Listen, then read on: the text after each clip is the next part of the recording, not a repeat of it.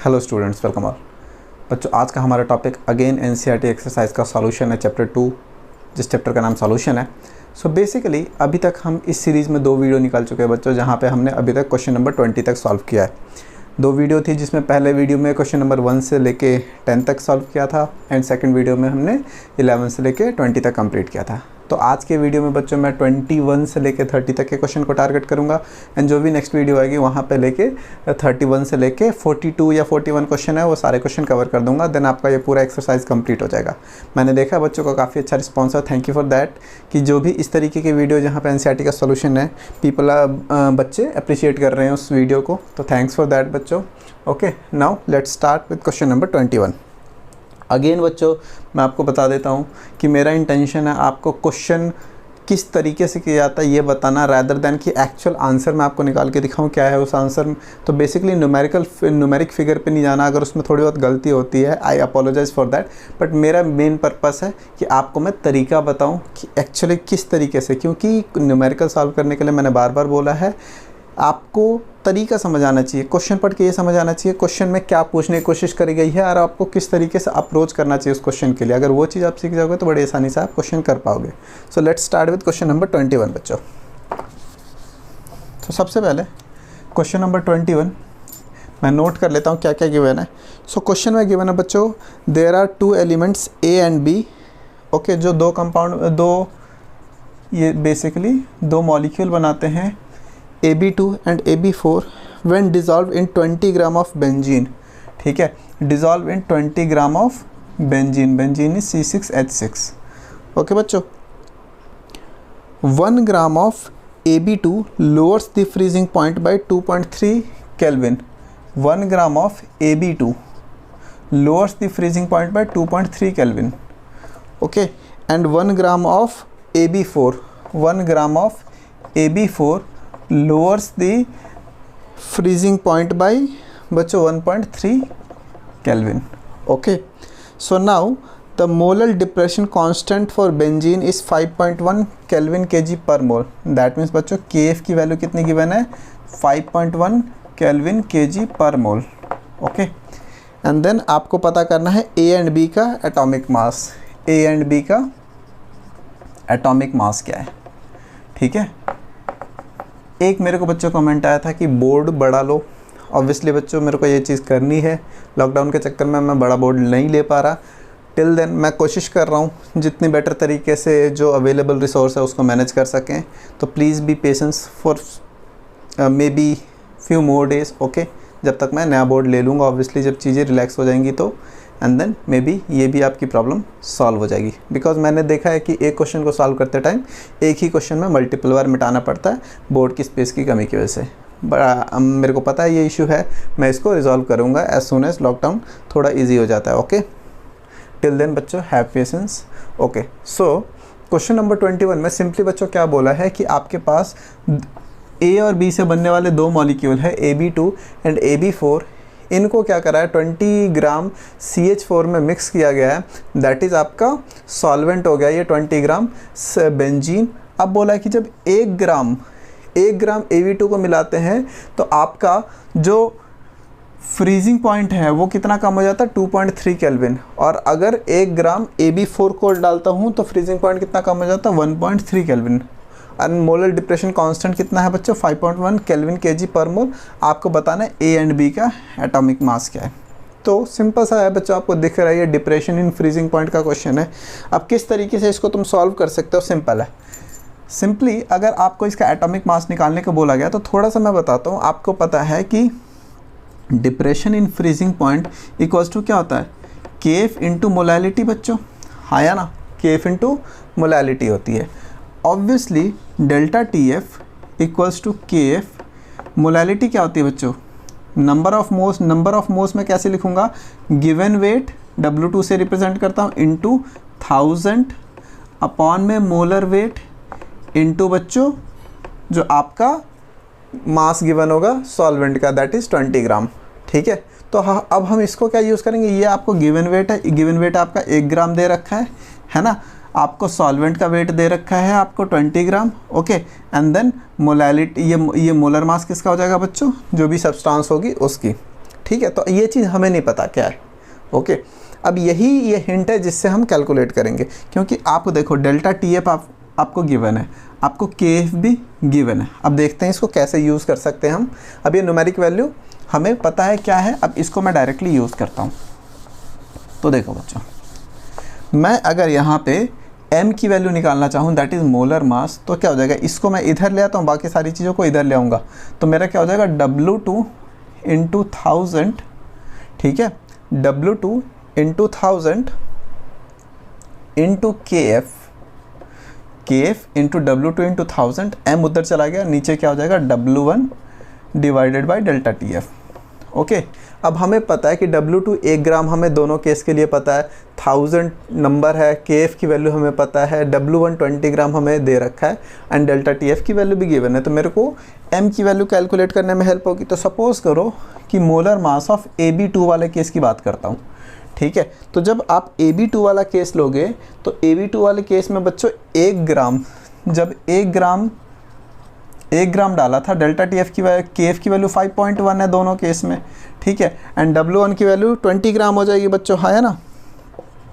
तो ये बताओ कि इसके केस में डेल्टा TF, AB2 के केस में डेल्टा TF कितना कम हुआ था बच्चों, 2.3 केल्विन, ठीक है, 2.3 केल्विन। अब इसको अगर मैं सॉल्व करूँगा तो 110.87, ठीक है, ये मोलर मास है तो इसकी यूनिट क्या हो जाएगी बच्चों, ग्राम पर मोल। तो ये आ गया इसको सॉल्व करने पे। फिर अगेन MaB4, इसको सॉल्व करोगे तो 1 ग्राम ही है, 1000 ही है, 5.1 सेम रहेगा, 20, बट यहाँ पे 1.3 है, if I am not wrong 1.3 है, ठीक है। जब इसको सॉल्व करोगे तो इसकी वैल्यू बच्चों आ जाएगी 196.15 ग्राम्स पर मोल। ओके, अब जब मेरे को एक चीज़ ये पता चल गया तो सिंपल सी चीज़ है, मोलर मास ऑफ AB क्या होगा बच्चों, mass of A plus twice mass of B, यही तो होगा मोलर मास। कैसे कैलकुलेट करते हो, A प्लस 2 टाइम्स B, जो इनका इंडिविजुअल मास होगा उसके सम के बराबर, इसकी वैल्यू 110.87 है, एंड A प्लस 4B, इसकी वैल्यू 196.15 है ना। अब ये तो सिंपल मैथ्स हो गया, आप इसको माइनस कर दोगे तो B की वैल्यू और A की वैल्यू दोनों निकल जाएगी। तो जस्ट मैं अगर सॉल्व करेंगे तो A की वैल्यू बच्चों यहाँ पे आ जाएगी 25.59 ग्राम पर मोल, एंड अगर B की वैल्यू निकालोगे तो ये आ जाएगी आपकी 42 सब्स्टिट्यूशन मेथड सिंपल 64 ग्राम पर मोल। ये ग्राम जब बोलते हो तो बच्चों मोल्स में वेट बता रहा है। अगर आपको एटॉमिक वेट पूछा तो आप इसको AMU में भी लिख सकते हो कि उसका इतना यूनिट वेट आ गया, तो ये A की वैल्यू आ जाएगी और ये B की वैल्यू आ जाएगी। तो क्वेश्चन में यही पूछा था, A और B का individual atomic mass, molar mass आप बता दो, दिस इज़ द सॉल्यूशन। बहुत सिंपल क्वेश्चन था, आई होप बच्चों आपको समझ आया होगा। नेक्स्ट क्वेश्चन पे चलते हैं, बच्चों। क्वेश्चन पढ़ लेते हैं पहले, क्या है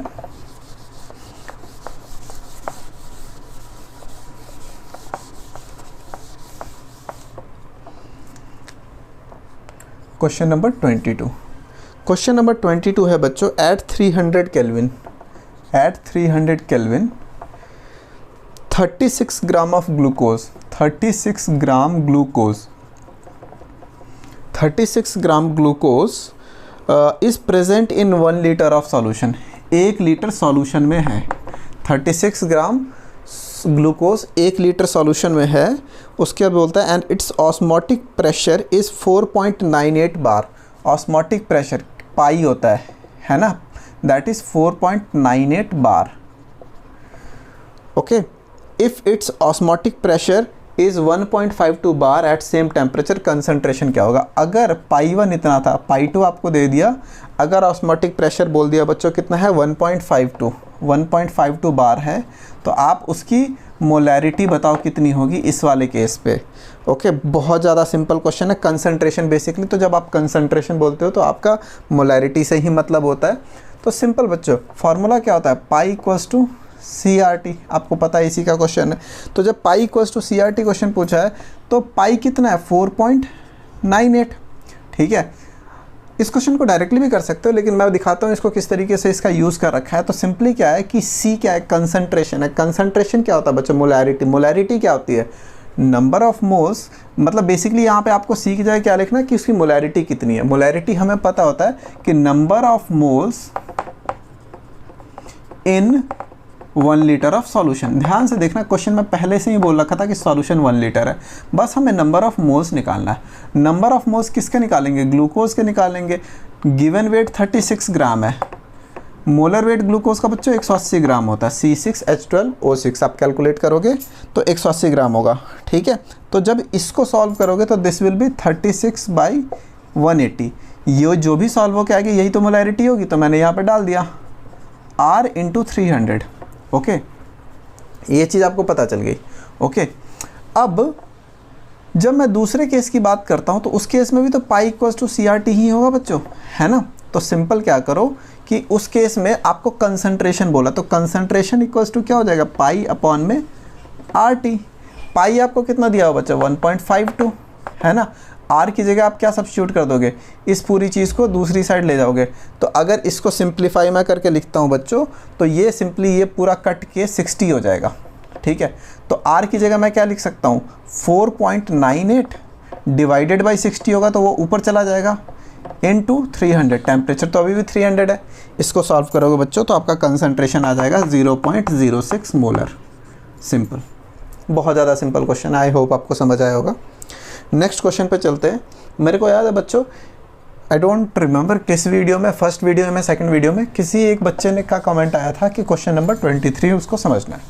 तो मैं लास्ट वीडियो में उनको यही बताया था कि जब 21 से 30 वाला सीरीज़ आएगा तो आप वहाँ पे देख लेना। तो now this is question 23rd question. May be मैं अज्यूम कर सकता हूँ उनको क्यों डाउट हुआ होगा इस क्वेश्चन में, बिकॉज इसमें इंटरमॉलिकुलर फोर्सेस के बारे में बात की गई है। पूछा गया इसमें कौन कौन से टाइप के इंटरमॉलिकुलर फोर्स होंगे। तो मे बी 11th में उनको जो स्टेट ऑफ मैटर्स, जहाँ पे हमने London force, dipole interaction, dipole induced dipole interaction पढ़ा था, वो शायद याद नहीं होगा, मे बी इसीलिए उनको ऐसा डाउट आया। Okay, so let's see question क्या है। क्वेश्चन बोलता है बच्चों, suggest the most important type of intermolecular attractive interaction इन फॉलोइंग पेयर। इन सब पेयर में किस टाइप का इंटरमॉलिकुलर फोर्स है? तो सबसे पहला है बच्चों n-हेक्सेन एंड दूसरा क्या है? n-ऑक्टेन। n-हेक्सेन एंड n-ऑक्टेन। तो सबसे पहले बच्चों ये समझने के लिए कि इसमें किस टाइप का फोर्स होगा, उसके लिए हमें ये समझना चाहिए कि किस टाइप के मॉलिक्यूल में किस टाइप का फोर्स लगता है। तो सबसे पहली चीज़ है n-हेक्सेन का सिंपल मतलब क्या है? Methane, ethane, propane, butane, pentane, hexane. Simple, यहाँ पे हाइड्रोजन भर लेंगे हम। और ऑक्टेन में क्या हो जाएगा? नंबर चेंज हो जाएगा। तो बच्चों ये दोनों ना नॉन पोलर मॉलिक्यूल है, ठीक है, नॉन पोलर मॉलिक्यूल है। अब जब दोनों नॉन पोलर मॉलिक्यूल है तो इसके बीच में हमेशा डिस्पर्शन फोर्स लगेगा। लंदन फोर्स बोल लो उसको, और डिस्पर्शन फोर्स बोल लो। क्वेश्चन आप ये पूछ सकते हो कि कैसे लंदन फोर्स, डिस्पर्शन फोर्स, क्योंकि हम भूल चुके हैं, 11th में था ये, आप एक बार बता दो क्या होता है। तो मैं बिल्कुल जल्दी से आपको बता देता हूँ लंदन फोर्स, डिस्पर्शन फोर्स क्या होता है। देखो होता क्या है कि हमें पता है, सबसे पहले तो ये नोट कर लेना है कि इसमें लंदन फोर्स, डिस्पर्शन फोर्स होता है, एंड उसके बाद मैं आपको बताता हूँ कि लंदन फोर्स होता क्या है। तो सपोज़ करो आपके पास नॉन पोलर मॉलिक्यूल है, दो नॉन पोलर मॉलिक्यूल। अभी हमने एग्जांपल लिया था, दोनों नॉन पोलर थे इसीलिए लंदन डिस्पर्शन फोर्स लग रहा था। तो अभी मान लो कि दो नॉन पोलर फोर्स है। अब क्या होता है कि इसमें इलेक्ट्रॉन्स होते हैं, ठीक है। अभी इलेक्ट्रॉन जैसे सोलर सिस्टम में प्लैनेट घूम रहे, इसी तरीके से आपके इलेक्ट्रॉन्स भी घूम रहे चारों तरफ इसके। अभी ऐसा हो सकता है कि हर इलेक्ट्रॉन की स्पीड अलग अलग है, तो एक पर्टिकुलर इंस्टेंस ऐसा हो सकता है कि सारे electron first orbit, second orbit, third orbit के एक साइड को अलाइन हो जाए। तो जो पूरे एटम की नेगेटिव पोलैरिटी एक साइड को चलेगी, पॉजिटिव तो सेंटर में है ही है। तो थोड़े टाइम के लिए जो आपका मॉलिक्यूल है ये पोलर बिहेव करता है, एंड सेम अगर दूसरे के साथ हो तो इस तरीके का सिस्टम बन जाएगा। और इसके बीच में एक अट्रैक्टिव फोर्स लगेगा जो टेम्परेरी इन नेचर होगा, क्योंकि अगले ही सेकंड क्या हो जाएगा, फिर दोबारा इलेक्ट्रॉन क्या हो जाएगा, अपने स्पीड अलग अलग होने की वजह से जो एक साइड को अलाइन हो गए थे फिर वापस अलग अलग हो जाएंगे। तो ये जो टेम्परेरी फोर्स ऑफ अट्रैक्शन होता है इसी को आप क्या बोलते हो, लंदन फोर्स या डिस्पर्शन फोर्स। तो हमेशा दो नॉन पोलर मॉलिक्यूल के बीच में यही चीज़ लगेगी। आई होप आपको ये चीज़ समझ आई होगी। सेकेंड आते हैं बच्चों, इसी में जो सेकेंड है सेकंड क्या बोलता है बच्चों, I2 एंड CCl4। भी सिंपल है, I2 नॉन पोलर मॉलिक्यूल होगा, CCl4 भी आपका नॉन पोलर मॉलिक्यूल होगा, टेट्राहेड्रल होगा। तो जब दोनों अगेन नॉन पोलर आ गए तो आपका लंदन फोर्स ही लगेगा और डिस्पर्शन फोर्स बोलोगे इसको। आई होप आपको क्लियर होगा। नेक्स्ट इज बच्चों NaClO4 एंड वाटर।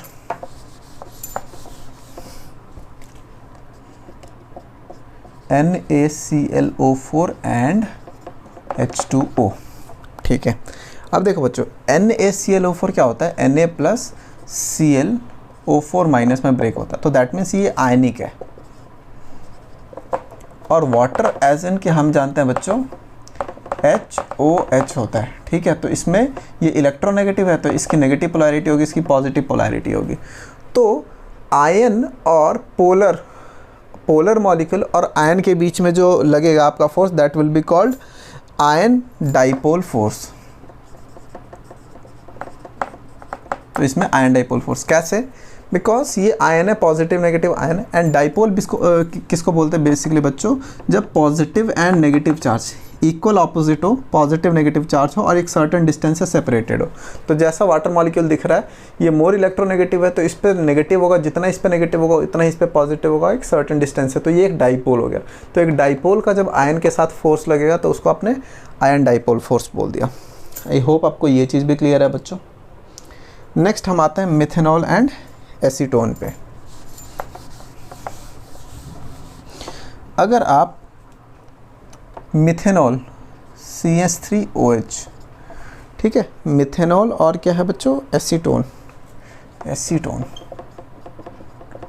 इसके बीच में बच्चों क्या होगा, डाइपोल फोर्स होगा। क्यों, क्योंकि देखो CH3OH, ठीक है, OH पे आपका नेगेटिव हो गया, यहाँ पे पॉजिटिव हो गया, तो ये एक डाइपोल बन गया।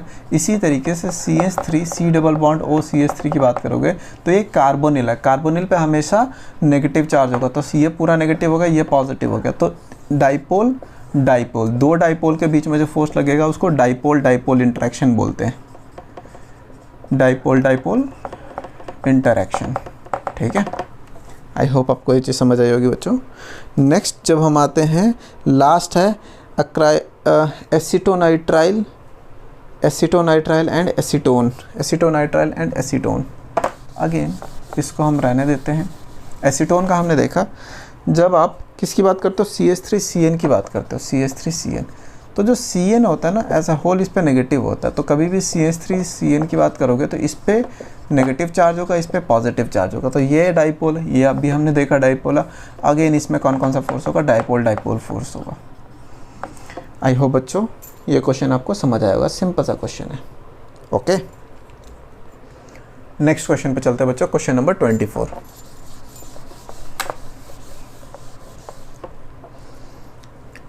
क्वेश्चन नंबर 24 है, question number 20, based on solute-solvent interaction arrange the following in increasing solubility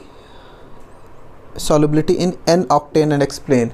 मतलब बेसिकली N-octane में कौन कैसे घुलेगा और एक्सप्लेन करो। ठीक है, क्या क्या चीज़ें हैं, this is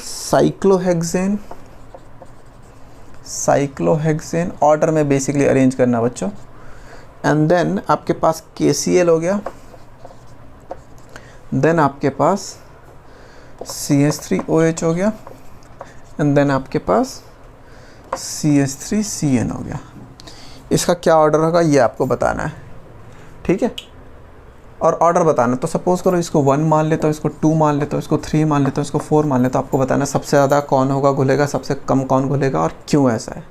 first of all जो N-octane है, अभी हमने थोड़ी देर पढ़ा कि नॉन पोलर होता है ये।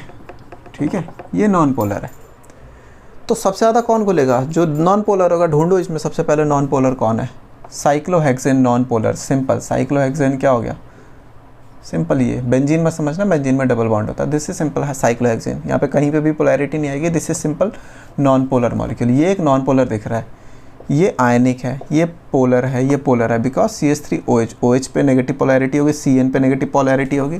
तो ये आपके पोलर, ये आपके आयनिक और ये आपका नॉन पोलर। तो सबसे ज़्यादा कौन घुलेगा बच्चों, 1। एक्सप्लेनेशन में क्या लिखोगे, because this is polar, sorry non polar.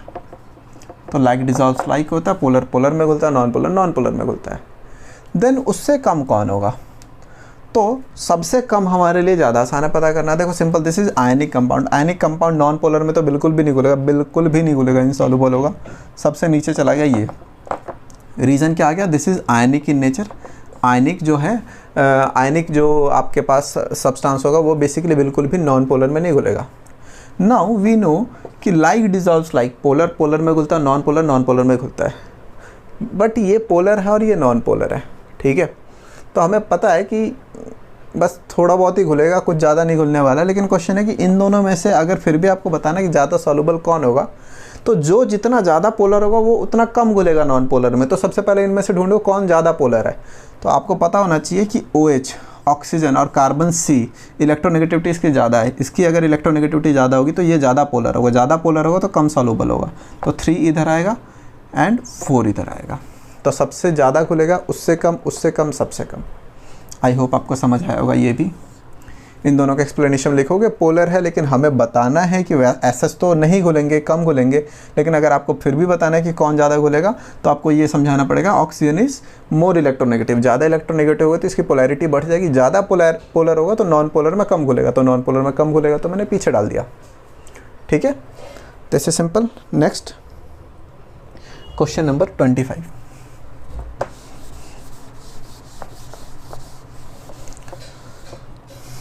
Question number 25 बच्चों, जो क्वेश्चन नंबर 25 है ना, ये सिंपल क्वेश्चन में क्या बोला गया है, क्वेश्चन में आपको ये बोला गया है कि वाटर में कौन कितना ज़्यादा घुलेगा, इसको एक्सप्लेन कर दो, ठीक है। तो आपको क्वेश्चन नंबर 25 में क्या बोला गया है कि वाटर में कौन कितनी आसानी से घुलेगा, पार्शियल सॉल्युबल होगा, टोटल सॉल्युबल होगा, इनसॉल्युबल होगा या हाईली सॉल्युबल होगा, ये चीज़ आपको बतानी है। तो एक एक करके देखते हैं। तो सबसे पहली चीज़, अगेन जब आप वाटर में किसी चीज़ को घोलना चाहते हो तो वाटर का नेचर आपको पता होना चाहिए। This is polar in nature. Water हमेशा पोलर इन नेचर होता है और इसमें हाइड्रोजन बॉन्ड बनाने के स्कोप होते हैं। तो अगर कोई चीज़ पोलर है और वो हाइड्रोजन बॉन्ड बना सकता है फिर तो बहुत ज़्यादा सॉल्युबल होगा। कोई चीज़ नॉन पोलर है, इनसॉल्युबल होगा। तो ये सारी चीज़ें हम देखने की कोशिश करते हैं कि किस तरीके से आप समझ सकते हो कि वाटर में कौन कौन सी चीज़ कैसे घुलती है। तो सबसे पहला जो आपको बोला गया दैट इज़ फिनोल। फिनोल क्या होता है बच्चों, ये है, ओके। तो जब इसकी बात करते हो तो सिंपल सी चीज़ है, देखो आपके पास फिनोल में क्या होगा, OH और वाटर में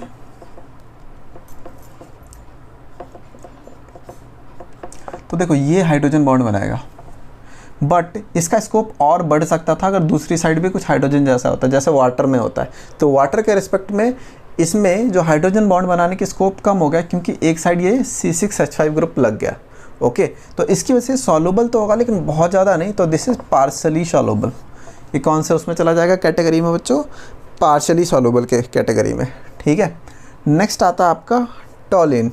टॉलिन आपका क्या होता है बच्चों, मिथाइल बेंजीन, CH3 हो गया। अब तो बच्चों यहाँ पे ना तो इसको ये नॉन पोलर है, सबसे पहली चीज़ तो सिंपल सा दिख रहा, पोलैरिटी आने का कहीं से कोई चांस नहीं है, नॉन पोलर है, कार्बन कार्बन बॉन्ड है, हाइड्रोजन बनाने का कोई स्कोप नहीं, हाइड्रोजन बॉन्ड। तो ये तो बिल्कुल इनसॉल्युबल हो गया, दिस इज़ इनसॉल्युबल, ओके। तो आई होप आपको समझ आया कि फिनोल एंड आपका दिस इज टॉलिन किस तरीके से बिहेव करेगा। थर्ड बच्चों आता है फॉर्मिक एसिड, ओके।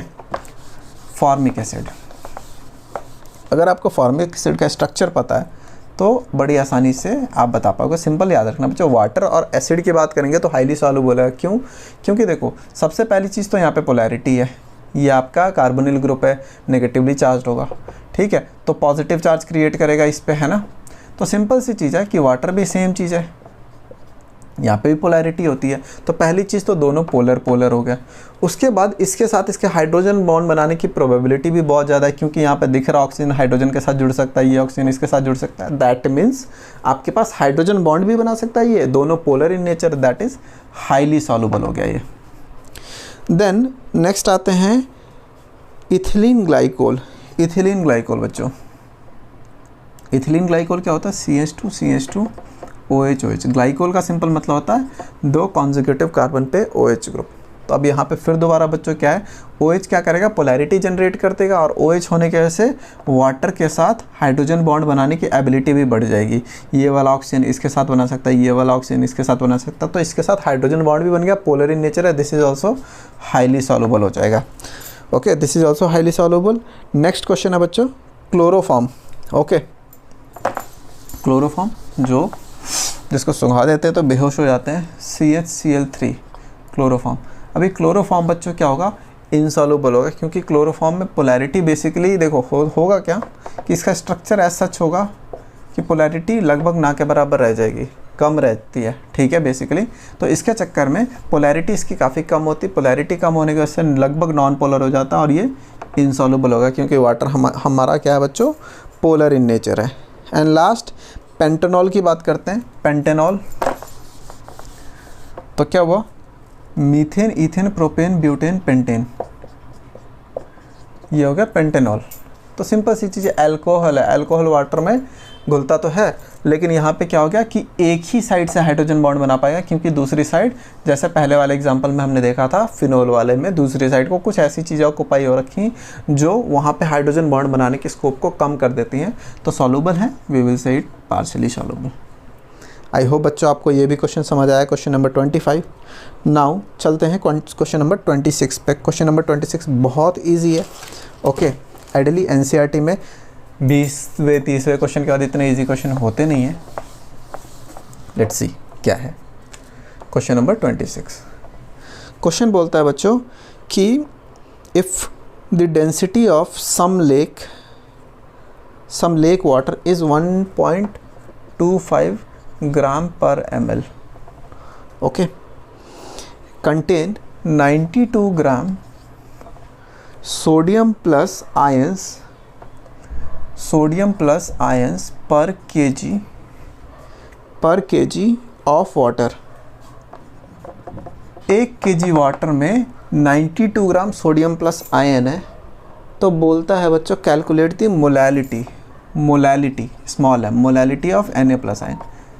ठीक है, तो इसमें तो बच्चों इसकी भी ज़रूरत नहीं है, ये तो मैं भी कंफ्यूज करने के लिए आपको बता दिया है। सिंपल, अगर आपको मोलैलिटी पूछी गई तो मोलैलिटी क्या होती है, number of moles divided by in 1 kg of solvent. ठीक है, आपको साफ साफ दे रखा कि 1 kg वाटर में है इतना, तो 1 kg वाटर तो नीचे हो गया, कितना है 92 ग्राम है, 92 ग्राम है तो नंबर ऑफ मोल्स कैलकुलेट करो, 92 ग्राम सोडियम प्लस है, एक सोडियम का वेट कितना होता है बच्चों 23 ग्राम है ना, तो ये कितना हो गया, दिस इज 4 है ना, 4 टाइम्स। तो सिंपली 4 डिवाइडेड बाई 1 kg, आपको पता है 1 kg क्वेश्चन में दे रखा है, तो 4 मोलल हो गया आंसर। बहुत सिंपल है ये, है ना। ओके, नाउ क्वेश्चन नंबर 27 पे आते हैं। क्वेश्चन नंबर 27, जो भी क्वेश्चन आपको बच्चों नोट करना है just pause the video and note it. Question number 27 पे आते हैं। क्वेश्चन नंबर 27 बोलता है इफ़ द सॉल्युबिलिटी प्रोडक्ट को बच्चों कैपिटल S से रिप्रेजेंट करते हैं। Solubility product equals to 6 × 10⁻⁻, how much, 16। ठीक है, सॉल्युबिलिटी प्रोडक्ट इतनी है तो मैक्सिमम सॉल्युबिलिटी, मैक्सिमम मोलैरिटी निकालनी है, मैक्स मोलैरिटी निकालनी है।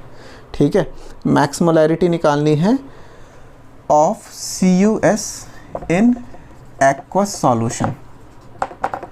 क्वेश्चन बहुत इजी है बच्चों, बस है कि आपको ऐसा हो सकता है कि सॉल्युबिलिटी प्रोडक्ट तो हमने 11th में पढ़ा था, भूल गए हैं अभी क्या है, समझ नहीं आ रहा। ठीक है, बस यही डाउट हो सकता है, अगर ये है तो मैं आपको क्लियर कर देता हूँ। देखो सॉल्युबिलिटी प्रोडक्ट बेसिकली क्या होता है, मैं बोलता हूँ मोलैरिटी क्या होती है, नंबर ऑफ मोल्स जितना घुल रखा है 1 लीटर सॉल्यूशन में।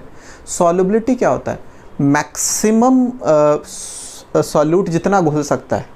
तो अब ध्यान से सुनना, मोलैरिटी में मैं बोल रहा हूँ कि number of solute dissolve in 1 litre of solution, जितना आप घोलोगे उतनी मोलैरिटी होगी। सॉल्युबिलिटी क्या होता है, मैक्सिमम कितना घुल सकता है। तो जब मैक्सिमम मोलैरिटी पूछा तो वो सॉल्युबिलिटी ही पूछने की कोशिश कर रहा है आपसे, मैक्सिमम सॉल्युबिलिटी कितनी है।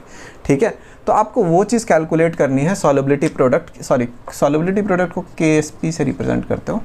ठीक है, अब कैसे कैलकुलेट करेंगे, सिंपल है। देखो 11th में अगर आपको याद हो इक्विलिब्रियम, तो CuS है, CuS कैसे ब्रेक होगा, Cu2 plus 2S negative. Sorry I think या CuS copper plus 2S negative, S2 negative, हाँ वही मैं कह रहा था कुछ तो, S2 नेगेटिव, सल्फ़र पे 2 नेगेटिव है, ठीक है। तो आपने क्या करा, CuS है तो कॉपर में 2+ चार्ज है, आपने सल्फ़र पे 2- चार्ज करके इस तरीके से आपने जोड़ रखा है, ठीक है। सो जब इस तरीके से हुआ तो अगर आपको कोई बोले कि KSP इसके लिए लिखो तो इसके आगे कोई 1 2 नहीं है, अदरवाइज पावर में जाता है। ये तो सिंपल हो जाएगा सॉल्युबिलिटी प्रोडक्ट। देखो जब सिंपल सी चीज़ है कि NaCl की सॉल्युबिलिटी वाटर में पूछते हैं तो ऐसा नहीं हो सकता कि Na की ज़्यादा होगी Cl की कम होगी, टूटेंगे तभी सॉल्युबिलिटी बोलते हैं। अगर NaCl नहीं टूटा Na+Cl- में तो कोई सॉल्युबिलिटी नहीं, टूट गया तो दोनों के लिए बराबर है। तो solubility product of copper and solubility product of ये, ठीक है। सॉल्युबिलिटी दोनों की सेम होगी। अगर यहाँ पे 2 होता तो पावर 2 चली जाती, जो भी होता, लेकिन वो हमारे पास नहीं है। तो S² की वैल्यू बच्चों कितनी आ गई, 6 × 10⁻⁻16। S की वैल्यू कितनी हो जाएगी, अंडर रूट ले लेंगे। अगर अंडर रूट ले लोगे तो इसकी वैल्यू आ जाएगी बच्चों 2.45 × 10⁻⁻8, और ऑब्वियसली इसकी यूनिट क्या होगी, मोल पर लीटर, क्योंकि सॉल्युबिलिटी और मोलैरिटी एक ही चीज़ है। बेसिकली सॉल्युबिलिटी क्या होगी, मैक्सिमम मोलैरिटी हो गई, कि कितना ज़्यादा मैक्सिमम कोई मोल घुल सकता है किसी एक यूनिट लीटर ऑफ सॉल्यूशन के अंदर। तो this is answer for question number 27। This is also simple question, बस आपको सॉल्युबिलिटी प्रोडक्ट को कैसे रिप्रेजेंट करना है ये पता होना चाहिए, वो ऐसे है। आप इक्विलिब्रियम रिवाइज करोगे 11th क्लास तो आपको ईजिली याद आ जाएगा ये चीज़। नाउ बच्चों क्वेश्चन नंबर पे आते हैं 28 पे। बहुत ईजी क्वेश्चन है, अगेन क्वेश्चन नंबर 28।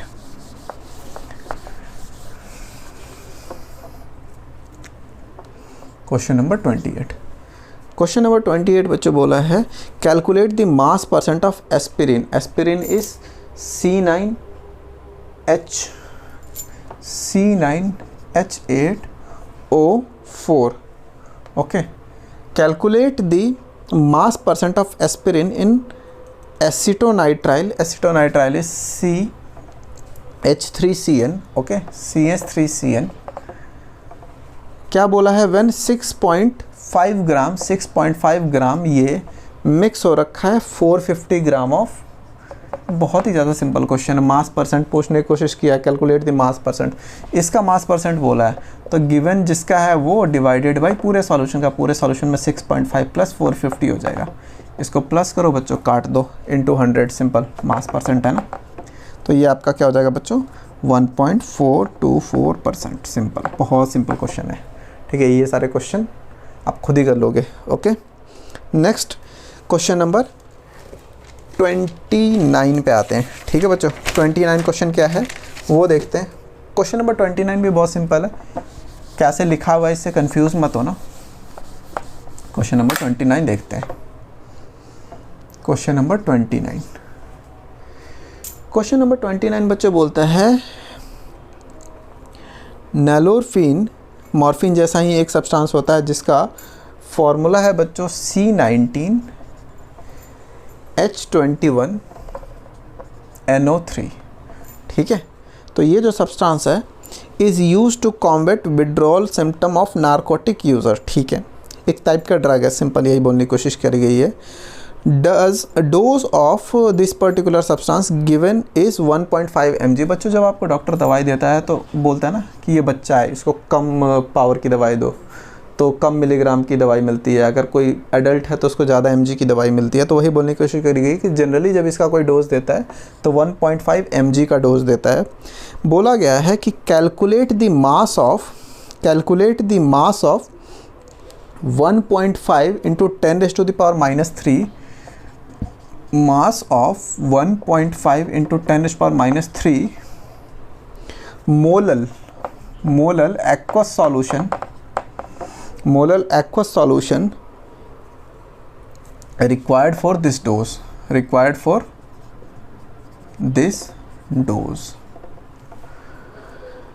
हाँ, आई थिंक यही क्वेश्चन है। अब क्वेश्चन पढ़ के मे भी आपको क्लियर ना हुआ हो कि क्या क्वेश्चन पूछने की कोशिश करी गई है, और किसी भी न्यूमेरिकल को ढंग से सॉल्व करना है तो सबसे इम्पॉर्टेंट ही यही चीज़ होता है कि आपको ये चीज़ समझ में आनी चाहिए कि क्वेश्चन में पूछने की क्या कोशिश करी गई है।